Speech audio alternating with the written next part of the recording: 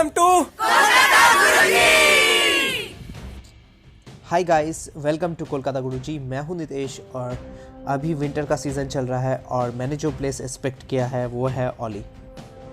औली उत्तराखंड के चमोली डिस्ट्रिक्ट में बसा हुआ एक छोटा सा हिल स्टेशन है। ये जोशीमठ के पास पड़ता है। औली में स्कीइंग बहुत ही फेमस है और यहाँ पे 7 to 14 डेज़ का स्कीइंग के कोर्स भी कराए जाते हैं।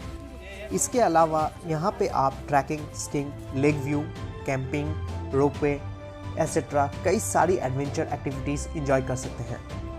अगर आप गूगल मैप पे इसकी लोकेशन देखेंगे तो आपको गलत दिखाएगा। ये जो प्लेस है वो जोशीमठ से 16 किलोमीटर के डिस्टेंस पे है। इस बात का आपको ध्यान रखना है।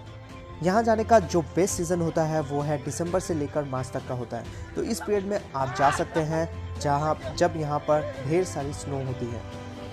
तो गाइस, जानते हैं यहाँ के बारे में, कैसे यहाँ पर आप जा सकते हैं, क्या टूर प्लान हो सकता है और साथ ही साथ आपका क्या खर्च यहाँ पे घूमने का आएगा।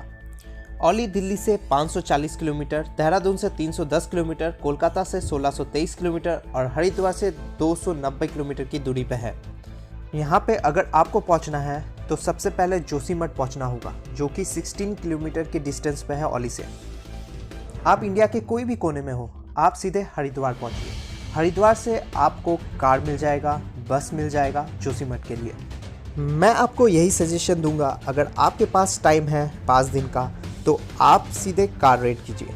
इससे आपको ये बेनिफिट होगा कि आप घूमते हुए जैसे हरिद्वार, ऋषिकेश, देवप्रयाग, रुद्रप्रयाग, जोशीमठ, तुंगनाथ, ये सब का मज़ा लेते हुए औली पहुंच सकते हैं। और इसमें आपका खर्च करीब 11 से 13 हज़ार तक पड़ेगा कार रेंट का, अगर आप अच्छी से बार्गेनिंग कर सकते हैं तो।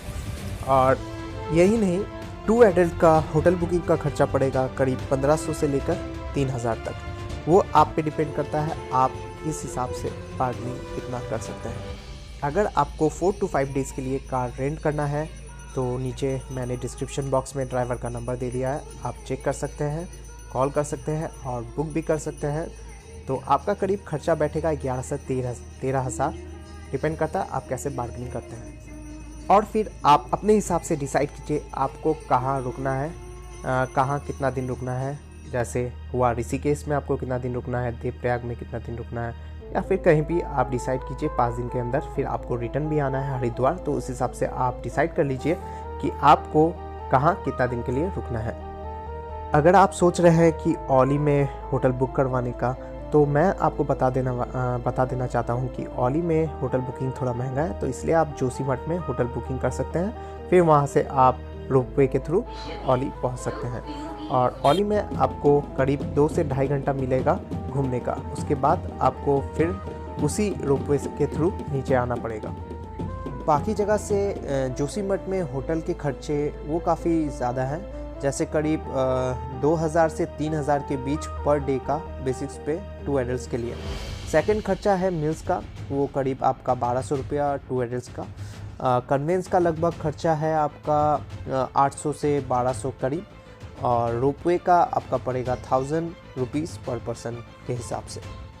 अगर देखा जाए तो पर पर्सन कॉस्ट 5000 पड़ रहा है आपका। होटल्स का 2000, मील्स का 1200, कन्वेंस का 800 और रोपवे का 1000, तो टोटल 5000 पर पर्सन पर डे का खर्चा पड़ रहा है आपका जोशीमठ में। अगर आपने अभी तक हमारे चैनल कोलकाता गुरुजी को सब्सक्राइब नहीं किया है तो फटाफट जाके सब्सक्राइब कर लीजिए, बेल नोटिफिकेशन ऑन कर लीजिए, क्योंकि हर संडे हम लाने वाले हैं ऐसे ही नए वीडियोस आपके लिए। तो अभी हम लोग बस चोपता लगभग पहुंच ही गए हैं और आप यहाँ का नज़ारा देखिए एक बार, इसलिए बोलते हैं ओ माय गॉड, ये मेरा इंडिया।